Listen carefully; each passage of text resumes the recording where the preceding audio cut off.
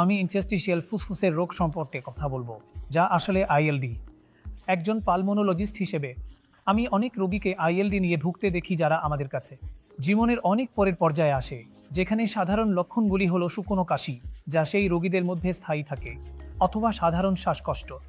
এটি হতে পারে যেমন হাঁপানি বা অন্য কিছু রোগ যা অন্য কোথাও চিকিৎসা করা হয়েছে, কিন্তু তারা একটি উল্লেখযোগ্য সমস্যায় পড়ে, যা ইন্টারস্টিশিয়াল ফুসফুসের রোগ নামে পরিচিত, যা সময়ের শেষ পর্যায়ে উপস্থিত হলে কখনো কখনো নিরাময় অযোগ্য হয়ে উঠতে পারে।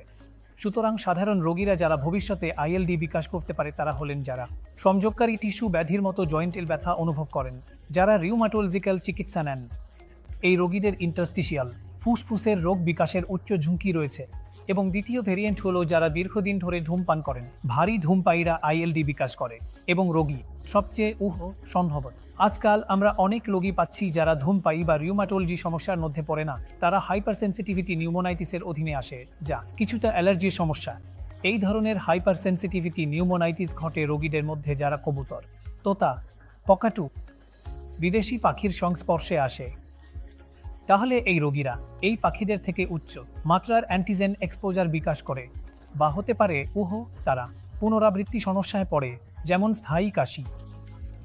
এই পুনরাবৃত্তি অ্যান্টিজেন এক্সপোজার ফুসফুসের ক্ষতি করে। এই সমস্ত অবস্থার সাথে এটি একটি সাধারণ উচ্চ রেজলিউশন সিটি স্ক্যানের মাধ্যমে শনাক্ত করা যেতে পারে।